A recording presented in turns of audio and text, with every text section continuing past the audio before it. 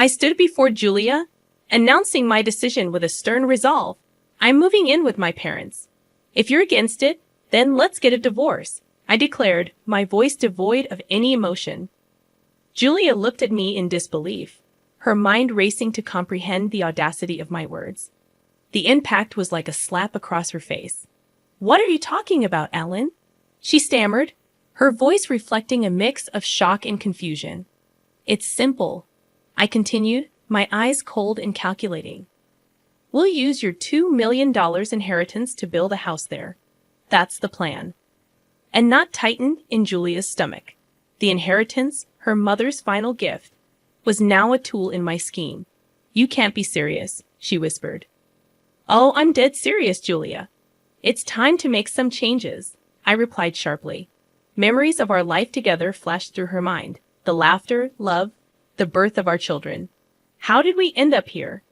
At 38, a mother of two, she had thought she was living a normal life with a man she once loved. But now I stood before her, a stranger. You have no right to decide how my inheritance is used, she protested, her voice trembling with a mixture of rage and disbelief. As your husband, I think I do. It's either my way or the highway, Julia. Decide, I declared, my tone leaving no room for negotiation. She stared at me, trying to find a trace of the man she married, but all she saw was a greedy stranger eyeing her inheritance like a vulture. Realization hit her standing in the shadow of the man she no longer recognized. Her marriage was a lie. Fine, she said, her voice steady despite the chaos in her heart. If that's how you want it, we're done. But don't expect to touch a dime of my money. My smirk vanished, replaced by shock. I hadn't expected this. I turned on my heel and left, slamming the door behind me. Alone, Julia stood there, her heart pounding. The battle lines were drawn. It was no longer just about money.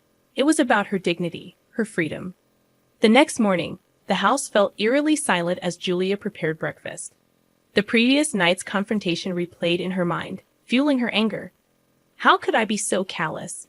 The money was a part of her mother's legacy, not some windfall for me to squander. Our children, Emma and Ryan, noticed the tension but remained quiet. They were too young to understand the complexity of adult conflicts, yet they sensed something was amiss. Julia forced a smile for their sake. After dropping them off at school, she drove to her mother's empty house, echoing with memories. Sitting in the living room, she recalled the times my parents had made insensitive remarks about their lifestyle, choices, and even their children. They had always favored traditional gender roles, and unfortunately, I seemed to have inherited their archaic views. I can't comprehend why you're still working, Alan's mother once sneered, her disdain evident. A woman's place is at home with her children. Alan, my husband, never stood up for me. He consistently brushed off his parents' derogatory comments, urging me to ignore them. However, their words were like needles, steadily pricking away at my self-esteem. Now, with my mother gone and my marriage falling apart, I felt a surge of resentment towards Alan. He had never truly been my partner, leaving me to fend for myself against his parents' criticisms and never once taking my side.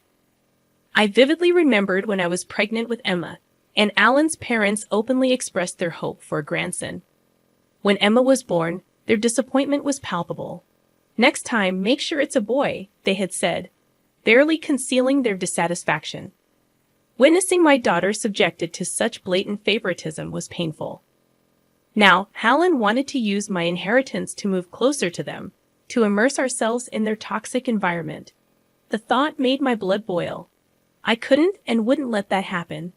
As I sat there, surrounded by the remnants of my mother's life, a plan began to form in my mind.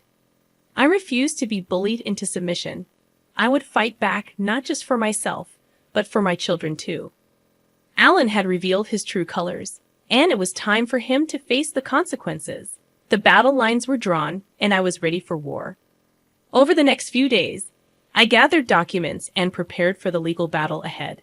My lawyer, a sharp-witted woman named Miss Henderson, assured me that we had a strong case. Don't worry, Julia. We'll make sure that inheritance stays where it rightfully belongs, she said with a confident smile. One evening, as I sorted through my mother's belongings, I stumbled upon an old, dusty envelope tucked away in a drawer. Inside, I found a set of documents, stock certificates, and property deeds. My hands trembled as I realized the extent of my mother's secret savings. Including the current value of the stocks and the property, it amounted to a staggering $2 million. I couldn't believe it. My mother, who had lived so modestly, had been sitting on a small fortune. She had always been prudent with money, but I never imagined she had accumulated so much. A note accompanied the documents, written in her neat handwriting.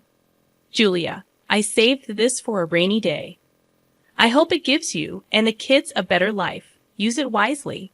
Tears welled up in my eyes. My mother's foresight and love felt like a warm embrace even from beyond the grave. The next day, I decided to confront Alan.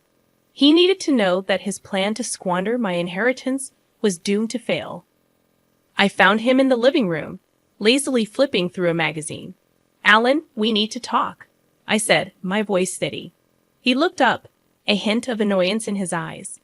What is it now, Julia? I discovered something of my mother's. I began, holding up the envelope. Turns out, she left me stocks and properties worth $2 million. Alan's eyes widened, a mix of shock and greed flashing across his face. $2 million? That's great news, he exclaimed, his reaction disgusting me. Don't get any ideas, Alan. This money is mine and the kids. You won't see a cent of it. His expression turned dark. You can't keep it all to yourself, Julia. We're married. What's yours is mine, he retorted. I felt a surge of anger. You've shown your true colors, Alan. You don't care about me or the kids. All you see is dollar signs. Alan stood up, his face red with anger. You're being selfish, Julia. I'm thinking about our future, about our family. What family, Alan? The one you're ready to abandon for your own selfish needs. I shot back. He took a step towards me, fists clenched. You'll regret this, Julia. I'll make sure of it. I stood my ground, unwavering. Bring it on, Alan. I'm not afraid of you anymore. He stormed out of the room, leaving me alone with my thoughts. I knew this was just the beginning of a long and bitter battle, but I was ready for my children, for my mother's legacy, and for myself. The following week was a whirlwind of legal consultations and tense silences at home. Alan's attitude had shifted from shock to a cold, calculated aggression. He was like a caged animal, desperate and dangerous. One evening, as the kids were asleep, Alan cornered me in the kitchen. His eyes were wild, his posture aggressive. You think you're clever, Julia. Hiding that money from me, he accused. I leaned against the counter, my heart pounding but my voice steady. It's not about being clever, Alan. It's about what's right. That money is for me and the kids, not for your deluded fantasies. He slammed his fist on the countertop, making me jump. I am your husband. I have rights to that money. You're just a... His words were like venom, but I cut him off. A what, Alan? A woman who won't bow down to your greed and bullying. His face contorted in anger. You'll regret this, Julia. I'll make sure you don't get a dime of that money. I could feel the danger in his words, but I refused to show fear. Is that a threat, Alan? He leaned in, his breath foul. It's a promise. I pushed past him, my body shaking with adrenaline. We'll see about that. The court will decide. As I walked away, his voice followed me, filled with malice. You're going to be left with nothing, Julia. Nothing. The next day, I received a call from my lawyer. Julia, Alan has filed for divorce. He's claiming half of your inheritance. I took a deep breath, feeling a mixture of fear and determination. Let him try. I'll fight him every step of the way. Miss Henderson's voice was firm. We have a strong case, Julia. Don't worry. We'll make sure justice is served. That night, as I lay in bed, I thought about my children sleeping peacefully in their rooms. I dedicated myself to this battle for my children, for their future. Alan had transformed into a stranger, a man driven by greed and malice. Yet I was no longer the woman he believed he could control and intimidate. As I closed my eyes, I pictured the courtroom, the judge, and the final verdict.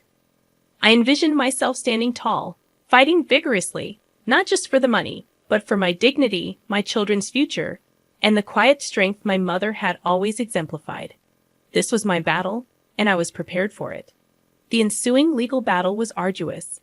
Alan's strategy was transparent, to portray me as an uncooperative wife, hoarding the family's resources. However, his arguments were feeble, more rooted in desperation than in law. One afternoon, we faced each other in mediation, a final attempt to settle before the court hearing. Alan sat across from me, his lawyer by his side, his gaze cold, and his demeanor smug. "Let's be reasonable, Julia," his lawyer began. "Alan is entitled to a portion of this inheritance. It's only fair." I glanced at Miss Henderson, my resolve unyielding. Fair. Alan has made no contribution to this inheritance. It is solely from my late mother, intended for me and my children. Alan leaned forward, his voice scornful. "Come on, Julia. You're just being spiteful. Don't you think the kids would want their father to have a share?" I felt a surge of anger. "This isn't about spite, Alan. It's about justice. You've never cared about what the kids want. This is about your greed." His lawyer tried to interject, but Alan signaled him to stop. "You think you can just take everything, don't you, Julia? Play the grieving daughter and the victimized wife." I met his gaze squarely. "This isn't a game, Alan. You're the one trying to take what isn't yours." The mediator, a middle-aged woman with a stern face, interjected. "Let's try to remain civil. This is about finding a resolution." Alan cut her off, his voice rising. "A resolution? She's the one being unreasonable." I could feel the tension in the room, thick and suffocating. I spoke calmly yet firmly. "I am being perfectly reasonable. I'm protecting what my mother left for her grandchildren. Alan's claims are baseless." The mediator called for a break, sensing the futility of the discussion. As we stood up, Alan leaned in close, his breath hot on my ear. "You'll pay for this, Julia. I'll make sure of it." I walked out of the room, my heart racing but my spirit unbroken. Alan's threats were hollow, his case weak. I knew the law was on my side, and I was determined to see this through to the end. In the following weeks, I immersed myself in legal documents, met with Miss Henderson, and prepared for the court hearing. The kids stayed with my sister, shielded from the worst of the storm. I missed them terribly, but I knew this fight was for their future as much as it was for mine. The day of the hearing arrived. Standing in the courtroom, I braced myself to confront Alan and whatever deceptive narrative he planned to weave. This was the moment of truth, and I was prepared to fight with every ounce of strength within me. The courtroom felt like a battleground where words were the weapons, and Alan's lawyer crafted a tale of a wronged husband, deprived of his rightful share. Yet, under Miss Henderson's skilled questioning, his arguments crumbled like a fragile house of cards. During a recess, Alan cornered me in the hallway, his face twisted in fury. "You're ruining everything, Julia? You think you're going to walk away with all that money?" I stood my ground despite the fear gnawing at me. "It's not your money, Alan. It never was." He stepped closer, his voice a venomous whisper. "I'll drag this out as long as it takes. I'll bleed you dry in legal fees." Meeting his gaze, my voice remained unwavering. "Do what you must. I won't let you bully me into submission." As we returned to the courtroom, a strange sense of empowerment washed over me. Alan's threats were hollow, his bravado a mask for desperation. The final verdict was a vindication. The judge ruled in my favor, acknowledging the inheritance as my sole property. Alan's face, as the judgment was delivered, reflected defeat. However, the victory was bittersweet. I had won the legal battle, but at the cost of my marriage, the family I had known shattered. In the weeks that followed, Alan's life unraveled. His reputation, built on lies and intimidation, crumbled. The community saw him for the greedy man who had attempted to take advantage of his wife's inheritance. Rumors reached me about his struggles, lost job, lost friends, lost standing in the community. It was a steep fall from grace, and I couldn't help but feel a sense of poetic justice. One evening, a mutual acquaintance called. "Julia, have you heard about Alan?" I hesitated. "No, what about him?"